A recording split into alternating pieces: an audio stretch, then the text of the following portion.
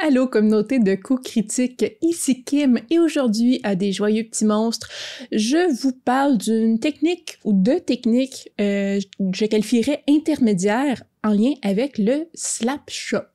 Le principe à la base même du slap shop, c'est que ça aille vite, qu'on puisse peindre des armées, des monstres, vos personnages, vos héros très rapidement pour qu'on puisse passer à autre chose ou pour simplement avoir des figurines peintes sur la table si vous n'aimez pas passer des heures et des heures à peindre. J'ai déjà fait une vidéo débutante ou vraiment qui explique les bases du slap shop que vous pouvez voir ici. Mais aujourd'hui, je vais m'attarder sur quelques détails pour améliorer ces bases-là pour aller à un deuxième niveau, on pourrait dire, là, sans être hyper avancé. Donc, les principes restent le même. On fait un apprêt de couleur foncée.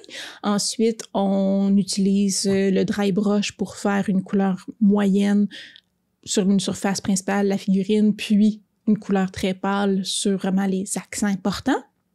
Mais ici, ce qui est intéressant à travailler, c'est d'utiliser une couleur comme couche de fond, on pourrait dire. Personnellement, je n'ai pas d'après de couleur. Je sais que ça se vend en canette. Alors, ce que je fais, c'est que je prends un apprêt noir et ensuite, je fais une couche de base très mince d'une couleur qui est déjà quand même foncée. Pourquoi un apprêt noir plutôt qu'un apprêt blanc? C'est parce que si vous peignez une couche mince par-dessus le noir, la couleur va être plus foncée qu'elle est supposée être, alors que si vous le faites sur une couche blanche, la couleur va être plus vive, plus, sans dire saturée, là, va sortir plus vivante. Ce qu'on veut, c'est quand même faire nos zones d'ombre en ce moment, donc sur ma couche noire, à l'aréographe, ça allait rapidement, mais on peut le faire aussi au pinceau. Je fais ma couleur ici d'un rouge bourgogne pour le gros dragon et un vert gris bleu pour le petit dragon. Les étapes suivantes restent les mêmes. On fait du dry brush avec ici un gris moyen et un ivoire dans les tons plus clairs. On pourrait aussi prendre des couleurs plus saturées. Là, j'aurais pu prendre un rouge moyen et un rose très pâle pour le gros dragon, mais je suis allée quand même avec des couleurs plus neutres. Ici, pour la technique du dry brush, si vous ne faites pas déjà ça, je vous dirais que avoir une éponge, une petite éponge pour humidifier votre pinceau avant d'appliquer la peinture va faire une bonne différence sur la qualité de votre dry brush. On veut pas avoir des stries, on veut pas avoir des lignes quand on dry brush, là, et c'est ce qui risque d'arriver, dans le fond, cet effet créeux-là, avec un pinceau sec. Parce que la peinture tend l'humidité de la peinture tend à rester accrochée au poil du pinceau, et donc, que la peinture sec va aller sur la figurine, ce qui fait cet effet-là de stries et de petites lignes un peu partout, ce qu'on ne veut pas. Donc, humidifier le pinceau va faire que la peinture glisse plus facilement des poils du pinceau pour aller sur votre figurine. Première chose. Et deuxième chose, pas utiliser justement de papier essuie-tout qui va enlever toute l'humidité de votre pinceau. Même, je vous dirais, le bois ou le carton, à la limite, peut vraiment absorber beaucoup d'humidité. Le mieux, c'est vraiment une palette à dry brush ou une palette texturée, certains vont appeler. C'est possible de la faire vous-même. Principalement, c'est une palette où vous allez avoir collé soit des restants de figurines brisées ou du terrain ou des fois, c'est des morceaux de liège. Mais pour vraiment pouvoir passer et faire comme littéralement du dry brush sur votre palette, oui, et enlever le surplus de peinture pour avoir juste la quantité que vous souhaitez avoir sur votre figurine. Donc, on humidifie le pinceau, on utilise une palette texturée. Et les 4 éléments qui vont avoir un impact majeur sur votre dry brush, c'est la quantité de peinture qui reste sur votre pinceau. Donc, c'est assez logique. On fait attention de ne pas trop en mettre en partant et on teste vraiment sur notre palette, sur notre main aussi. J'ai souvent la main peinturée au complet. Je vous dirais qu'un truc, c'est souvent quand on passe le dry brush sur notre main, si vous laissez un peu de couleur, mais on voit encore les pores de votre peau, c'est un signe que vous êtes quand même à un bon niveau. Ensuite, il y a la pression que vous faites avec votre pinceau. Moi, j'utilise le plus gros pinceau que j'ai de dry brush à bout rond. Je trouve que ça va mieux, ça fait moins de stries pour ma part, je trouve, que les pinceaux plats à dry brush. Et le plus gros possible, souvent, va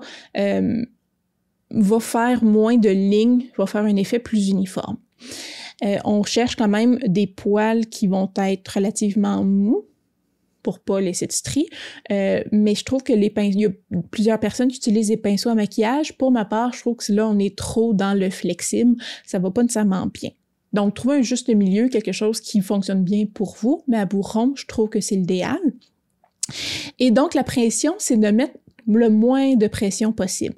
Vraiment, là, on veut pas écraser le pinceau, on va aller mettre de la peinture dans les plis, c'est pas ça qu'on veut, mais vraiment gérer la pression qu'on met sur notre pinceau.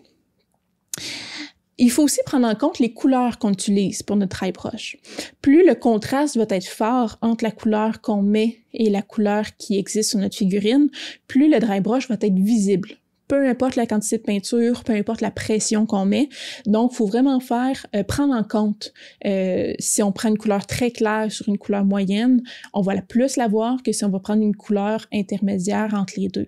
Donc, quand on bâtit notre dry brush, il faut prendre en compte les superpositions de couleurs qu'on fait pour savoir si ça va paraître beaucoup ou moins. Et le quatrième élément, c'est l'humidité du pinceau. Donc, plus le pinceau est humide, s'il est trop humide, là, il va vraiment laisser la peinture trop trempe, pour répéter le mot humide, sur notre figurine et cacher les sillons qu'on veut faire apparaître. Encore là, trop sec, ça va faire l'aspect crayeux. Donc, il faut vraiment trouver le juste milieu et de manière quand même assez régulière, humidifier notre pinceau. On le fait dans une éponge et non justement pas dans un pot un verre d'eau, justement parce qu'on veut que ça soit juste un petit peu humide et pas trempe. Donc, il y a vraiment une notion ici qui est importante à différencier. Donc, voilà. Améliorer notre dry brush, 4 éléments à prendre en compte. Sinon, la palette texturée est un bon outil. Ici, sur les figurines, j'ai utilisé un cri moyen, comme je vous dis, et la couleur ivoire. J'ai utilisé 2 couleurs de dry brush avant de procéder à la peinture contraste. Et quand on fait du dry brush, il faut tout le temps prendre en compte, dans le fond, que la première couche, on va aller chercher, si on imagine là ici que mon petit dessin, les petits vallons, là, c'est la surface de ma figurine. On veut que la zone vraiment la plus creuse reste la couleur de base. Ensuite, ma première couleur de dry brush, je veux qu'elle atteigne les détails plus bas. Et ensuite, si je en fais juste une autre, si je vais en 2 étapes, mais ça va être déjà mon ivoire va être juste sur les étapes sur la superficie totale. Si on veut mettre plus d'étapes, plus de détails, ou on fait une figurine seulement dry brush, ben là, ici, on peut y aller en 4 étapes ou en 3 étapes et laisser les surfaces avec les highlights à la fin qu'on fait au pinceau. On voit ici sur l'aile que le but, c'est de faire le moins de stries possible, qu'il y ait un beau dégradé entre les niveaux de dry brush que vous faites, qu'on ne voit pas nécessairement les étapes se succéder et qu'on voit vraiment tous les petits détails qu'on ne verrait pas habituellement. Donc, ce que les sculpteurs ont pris le temps de faire, là, les petits sillons dans les ailes, les veinures, tout ça. Donc, c'est vraiment pour faire ressortir ces détails-là. Par la suite, Slapshot assez standard, donc peinture contraste. J'utilise ma palette texturée pour faire mes mélanges de peinture contraste parce que une palette humide va à ce moment-là trop humidifier la peinture contraste puis ça fonctionnera pas bien. Ici, ce que je veux vous montrer, c'est comment faire des dégradés de couleurs en utilisant la peinture contraste. Donc, l'idée, c'est ici qu'on voit sur la main, de partir de la zone où il va y avoir un mélange, où la peinture va se mélanger. Ici, c'est le poignet ou le milieu de la main. Donc, on part de cette zone-là et on pousse la peinture vers une extrémité qui va être très saturée. Donc, là où notre pinceau quitte la figurine, c'est tout le temps-là qu'il va y avoir le plus de peinture qui va s'accumuler. Donc, on part de la zone qui va être mélangée à l'autre couleur et on tire la peinture vers une extrémité. Par la suite, donc quand j'utilise mon bleu, on voit peinture l'arme, le bras, et je vais faire la même chose, là, je vais aller dans la zone du milieu et amener la peinture vers le bras et essayer de créer ce dégradé-là. Par la suite, je vais revenir avec les deux couleurs, le vert, le bleu, surtout le vert dans l'extrémité des doigts pour retravailler le dégradé, pour bien saturer les extrémités, pour faire une bonne différence dans la graduation de couleur. C'est important aussi d'utiliser le médium, je vous dirais, pour que la peinture soit bien translucide durant le dégradé et que ça soit pas trop opaque non plus quand on l'applique. D'autres techniques que j'ai utilisées ou d'autres effets, c'est justement en utilisant la palette texturée, j'ai pu mélanger mes couleurs, comme sur le plastron du petit dragon vert, mais j'ai pu prendre une couleur médiane pour le milieu, aller plus vers le bleu pour le bas du plastron, et plus je montais vers le haut pour attirer le regard vers la tête du dragon, j'allais chercher mon vert très vif pour amener le regard vers le haut. Pour le dragon rouge, j'ai pris une couleur orangée que j'ai vraiment beaucoup diluée pour l'appliquer sur le ventre. Donc, on voit le rouge en dessous. Le dragon était peinturé rouge au complet, mais donc, j'ai fait l'effet d'un glaze, dans le fond, juste sur le plastron pour tirer ce rouge-là avec des reflets plus orangés.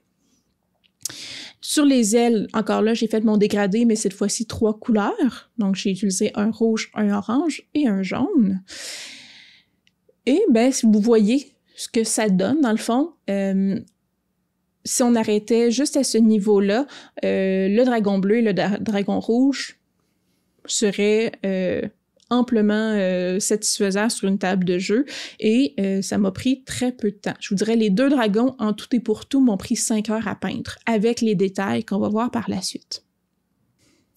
Avec le temps que j'économise avec ces techniques-là, ça me permet de prendre 20 minutes supplémentaires pour aller faire des highlights. Donc, souligner les arêtes de chacune des figurines avec des couleurs plus claires. Donc, faire les dents, faire des griffes aussi pour qu'ils ressortent plus clairs. Pour le dragon vert, j'ai fait un non-métal métallique, là, mais extrêmement de base, là. Donc, si la contraste que j'ai utilisé était un gris foncé, là, j'ai pris un gris beaucoup plus clair et j'ai juste fait les tours de l'armure. Et avec un blanc, j'ai vraiment juste fait les arêtes supérieures, là où la lumière serait le plus capté ou serait le plus reflété, en fait. Donc, c'est vraiment un non-métal métallique extrêmement de base. Pour le dragon rouge, j'ai fait des highlights sur la partie centrale, sur les côtes, aussi sur toutes les petites bulles, probablement de puits sur le dragon, pour bien accentuer tous ces petits détails-là. Et mes 2 figurines ont été faites, là, je vous dirais... en un peu plus de 5 heures pour 2 figurines, ce que je trouve extrêmement raisonnable pour la taille qu'elles ont. Alors voilà, c'était ma petite capsule de Slapshot intermédiaire, pas avancée. On est vraiment juste dans l'intermédiaire, comment améliorer certaines parties des techniques qu'on utilise déjà, si vous écoutez cette vidéo. Si vous avez jamais fait de Slapshot, je vous invite à aller voir ma première vidéo à cet effet. Et ces figurines-là ont été prises dans le jeu de Zombicide, de Black Plague ou Green Horde, et dont je parle dans mes vidéos sur les jeux de société qui peuvent être utilisés pour nous fournir des figurines dans le jeu de rôle. Vous pouvez aller les écouter, ça aussi.